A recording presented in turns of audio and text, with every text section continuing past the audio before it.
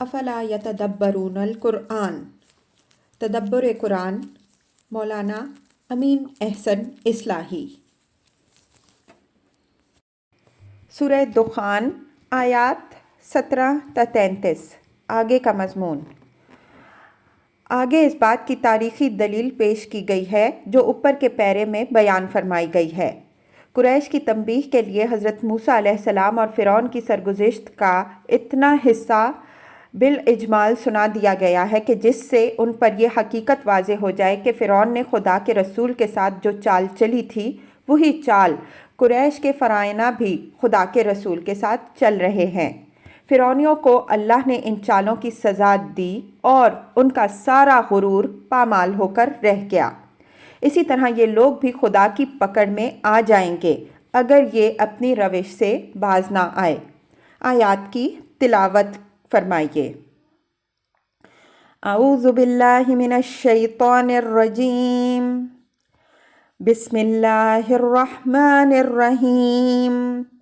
وَلَقَدْ فَتَنَّا قَبْلَهُمْ قَوْمَ فِرْعَوْنَ وَجَاءَهُمْ رَسُولٌ كَرِيمٌ أَنْ عَدُّوا إِلَيَّ عِبَادَ اللَّهِ إِنِّي لَكُمْ رَسُولٌ أَمِينٌ وَأَلَّا تَعْلُوا عَلَى اللَّهِ إِنِّي آتِيكُم بِسُلْطَانٍ مُّبِينٍ وَإِنِّي عُذْتُ بِرَبِّي وَرَبِّكُمْ أَن تَرْجُمُونِ وَإِن لَّمْ تُؤْمِنُوا لِي فَاعْتَزِلُونِ فَدَعَا رَبَّهُ أَنَّ هَٰؤُلَاءِ قَوْمٌ مُّجْرِمُونَ فَأَسْرِ بِعِبَادِي لَيْلًا إِنَّكُم مُّتَّبَعُونَ وَاتْرُكُوا الْبَحْرَ رَهْوًا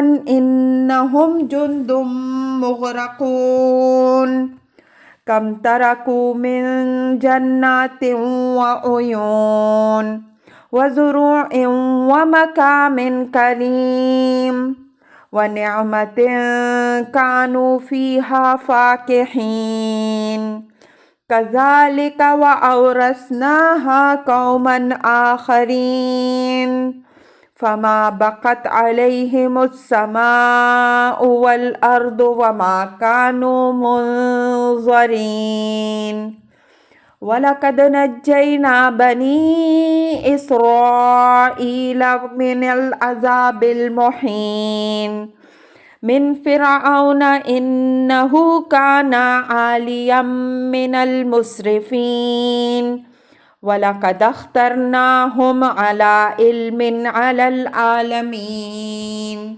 وَآتَيْنَاهُمْ مِنَ الْآيَاتِ مَا فِيهِ بَلَاءٌ مُّبِينٌ۔ ترجمہ۔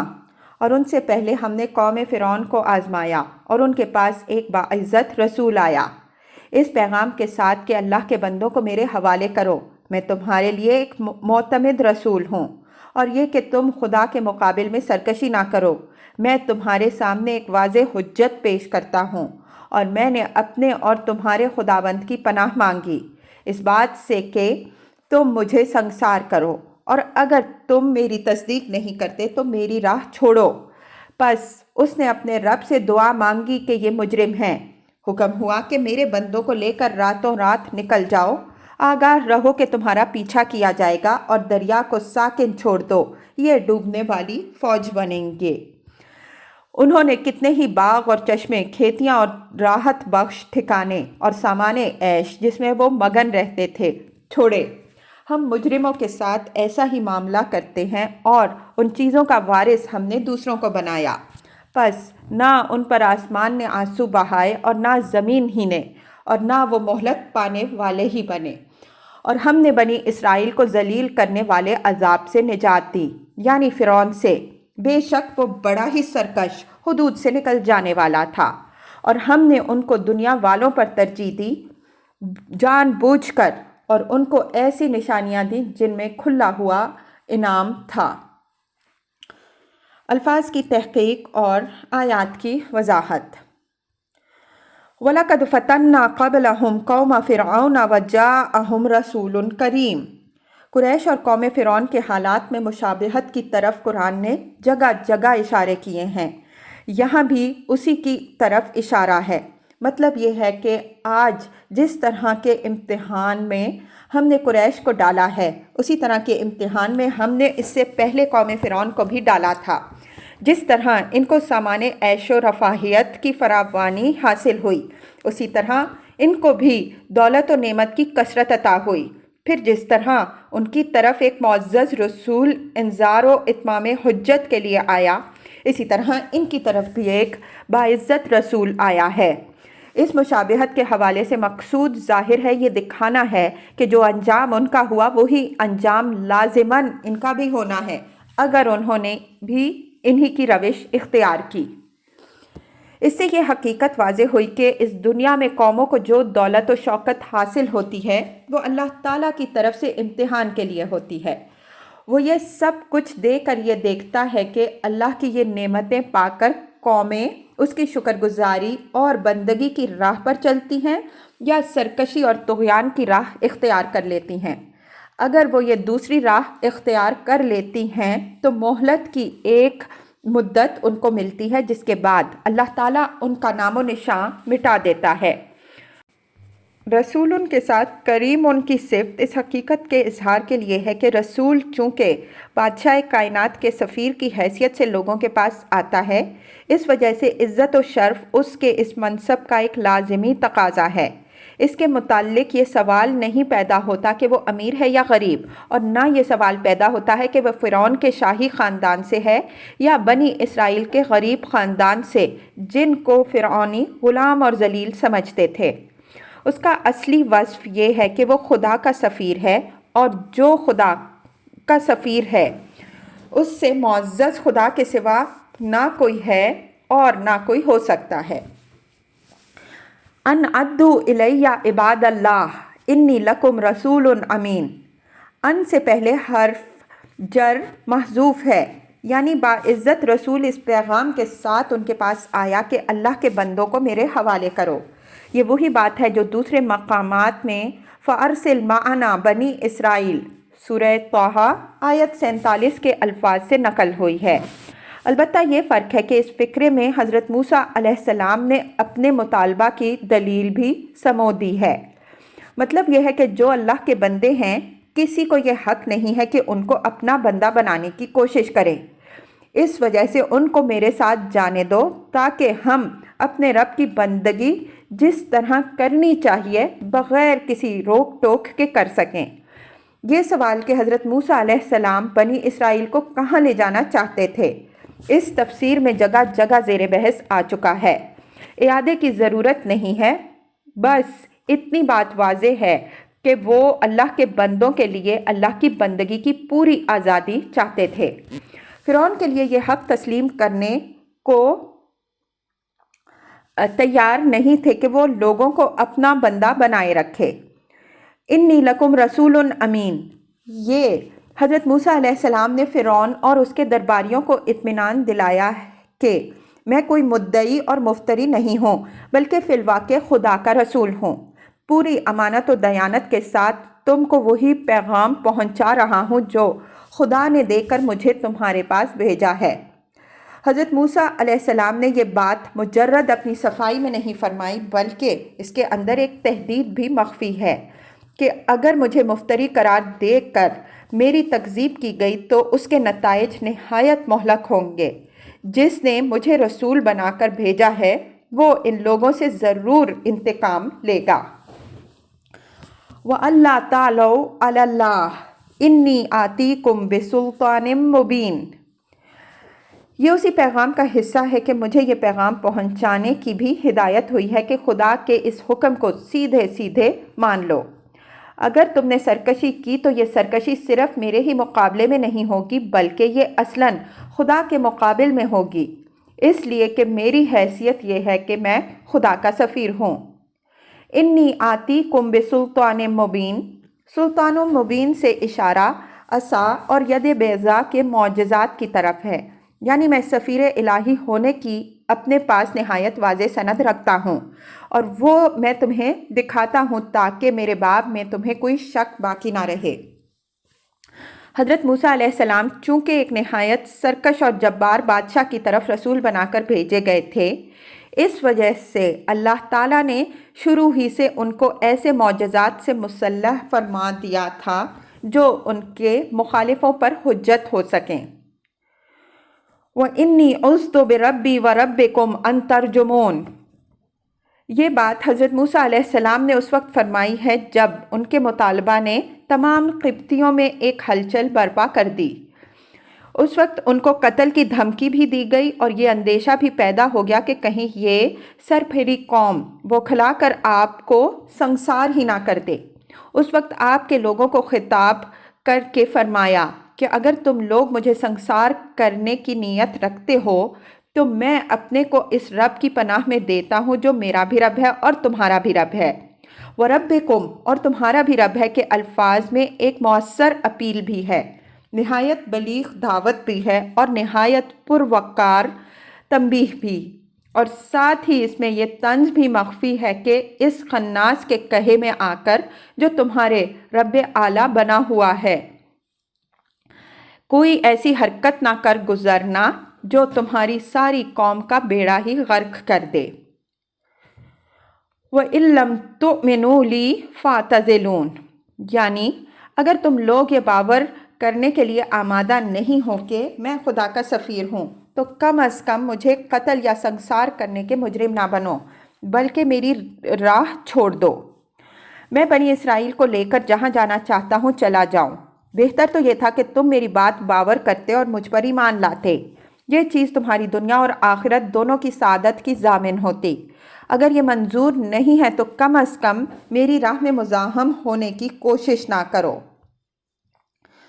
فَدَعَا رَبَّهُ إِنَّ هَٰؤُلَاءِ قَوْمٌ مُجْرِمُونَ۔ قبطیوں پر حضرت موسیٰ علیہ السلام کی اس اپیل اور تنبیہ کا کوئی اثر نہیں ہوا، بلکہ وہ بدستور اپنی سازشوں اور سرگرمیوں میں لگے رہے۔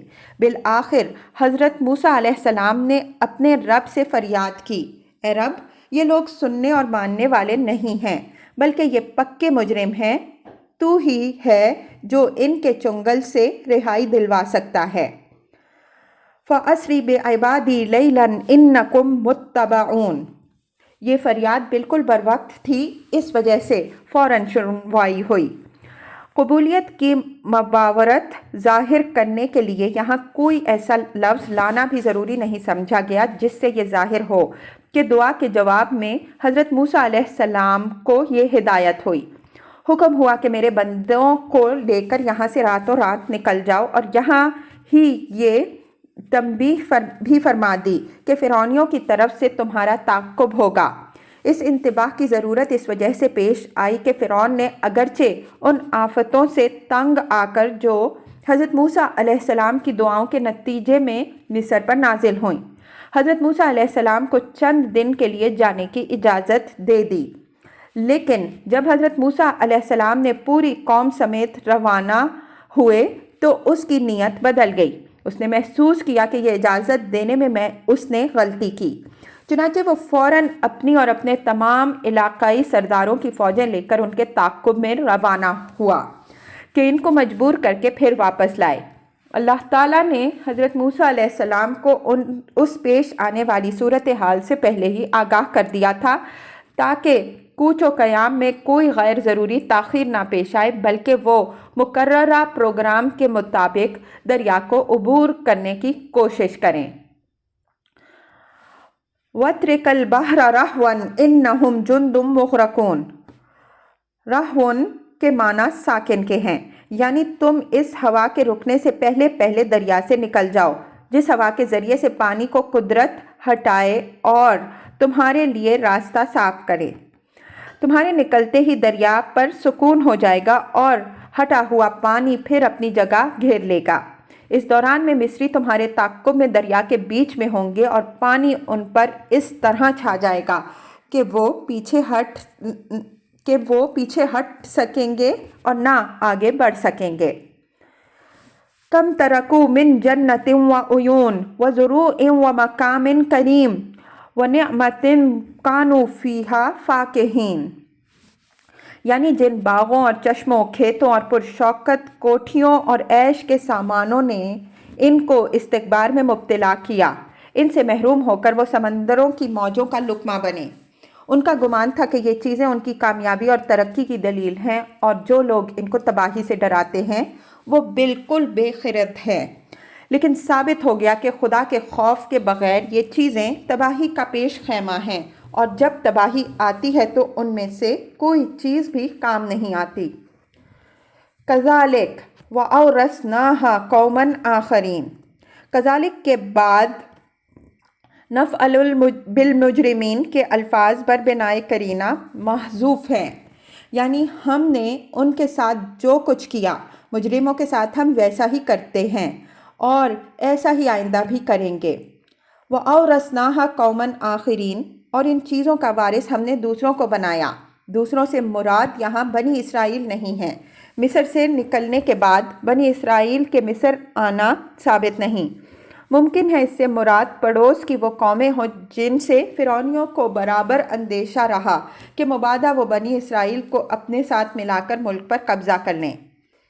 تورات سے معلوم ہوتا ہے کہ بنی اسرائیل کے ذکور کے قتل کی جو اسکیم چلائی گئی تھی، اس کا محرک ان کا یہ اندیشہ بھی تھا کہ اگر بنی اسرائیل کی تعداد اور زیادہ ہو گئی تو وہ ان کے دشمنوں کے ساتھ مل کر ان کے لیے خطرہ ثابت ہو سکتے ہیں۔ فَمَا بَقَتْ عَلَيْهِمْ السَّمَاءُ وَالْأَرْضُ وَمَا كَانُوا مُنظَرِينَ، یعنی جب تک وہ اقتدار میں رہے اس وقت تک تو وہ سمجھتے رہے کہ وہ ایک عظیم تمدن کے بانی ہیں، ساری دنیا ہمیشہ ان کی کنونڈی رہے گی، لیکن ان کی تباہی پر نہ آسمان رویا نہ زمین ہی نے دو آنسو بہائے، بلکہ ہر ایک نے اطمینان کا سانس لیا کہ خس کم جہاں پاک۔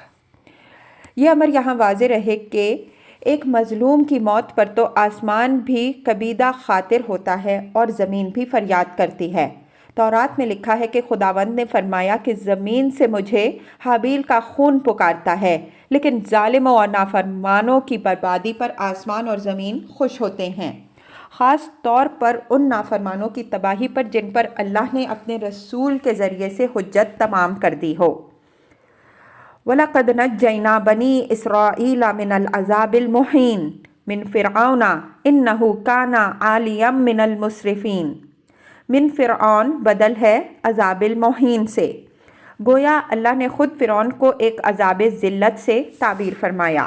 فرعون تو حضرت موسیٰ علیہ السلام اور ان کی قوم کو ذلیل سمجھتا تھا، لیکن اللہ تعالیٰ کے نزدیک خود فرعون نہ صرف ذلیل بلکہ ایک عذاب رسوائی تھا۔ اِنَّهُ كَانَ عَالِيًا مِنَ الْمُسْرِفِينَ، یہ وجہ بیان ہوئی ہے اس بات کی کہ کیوں اسے ایک رسوا کن عذاب سے تعبیر کیا گیا۔ فرمایا اس وجہ سے کہ وہ نہایت سرکش اور اللہ کے مقرر کردہ حدود سے تجاوز کر جانے والوں میں سے تھا۔ جو لوگ اللہ کے آگے سرکشی کرتے ہیں وہ مظلوموں کے لیے عذاب اور عند اللہ ذلیل ہوتے ہیں۔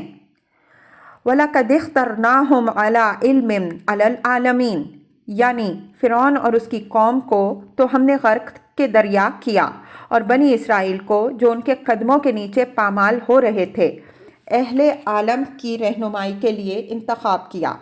یہ امر یہاں واضح رہے کہ جو قوم خدا کی شریعت کی حامل بنائی جاتی ہے فطری طور پر وہی اہل اور حقدار ہوتی ہے اس بات کی کہ وہ خلق کی رہنمائی کرے۔ اس کا یہ منصب مشروط ہوتا ہے اس شرط کے ساتھ کہ وہ اپنی منصبی ذمہ داری پوری دیانت کے ساتھ ادا کرے۔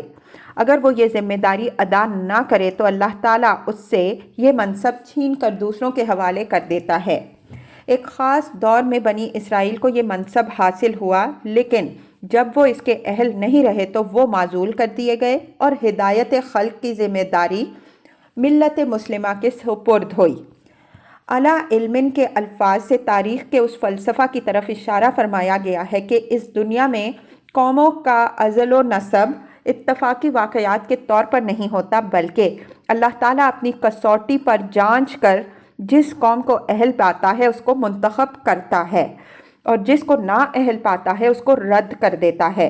اس سے یہ سبق ملتا ہے کہ جو معزول ہوئے ہیں وہ دوسروں کو الزام دینے کے بجائے اپنی نالائقی پر سر پیٹے، اور جو اقتدار پر آئے ہیں وہ فخر و غرور میں مبتلا ہونے کے بجائے خدا کے شکر گزار ہوں اور اپنی ذمہ داریاں ادا کریں۔ یہ دنیا کے عروج و زوال کا سارا نقشہ اللہ تعالیٰ مرتب کرتا ہے، اور اس کی بنیاد تمام تر قوموں کے اخلاق و کردار پر ہوتی ہے۔ اللہ تعالیٰ کا علم بے خطا اور اس کی حکمت بے لاگ ہے۔ ان آیات کے اندر بنی اسرائیل کے لیے جو ان آیات کے زمانہ نزول میں قرآن اور پیغمبر صلی اللہ علیہ وآلہ وسلم کی مخالفت کے لیے کمریں کس رہے تھے، نہایت اہم تنبیہ ہے جس کی وضاحت کی ضرورت نہیں ہے۔ اگر وہ ایک ہی نقطہ سمجھ گئے ہوتے کہ ان کا انتخاب اللہ تعالیٰ نے اپنے علم کی بنیاد پر کیا ہے، اور اب اس کے علم ہی کا یہ فیصلہ ہے کہ وہ اس کے اہل نہیں رہے ہیں، تو وہ اس انجام بد سے بچ جاتے جو اسلام کی مخالفت کے نتیجے میں ان کے سامنے آیا۔ وَآتَيْنَاهُم مِّنَ الْآيَاتِ مَا فِيهِ بَلَاءٌ مُّبِينٌ۔ بلاء کے اصل معنی تو امتحان اور جانچ کے ہیں، لیکن امتحان نعمت کے ذریعے بھی ہوتا ہے اور مصیبت کے ذریعے سے بھی۔ نعمت کا امتحان شکر کی جانچ کے لیے ہوتا ہے اور مصیبت کا امتحان صبر و رضا کی جانچ کے لیے۔ یہاں قرینہ دلیل ہے کہ یہ نعمت اور انعام کے مفہوم میں آیا ہے، جس طرح انفال آیت 17 کے ذریعے سے آیت 17 میں بلا کا لفظ حسنہ کی صفت کے ساتھ آیا ہے۔ یہ اشارہ ان انعامات کی طرف ہے جو سمندر سے پار کراتے ہوئے اور اس کے بعد صحرا کی زندگی میں اور فتح فلسطین اور اس کے بعد کے ادوار میں اللہ تعالیٰ نے گوناگون شکلوں میں بنی اسرائیل پر فرمائے، جن کی تفصیلات سورہ بقرہ کی تفسیر میں گزر چکی ہیں۔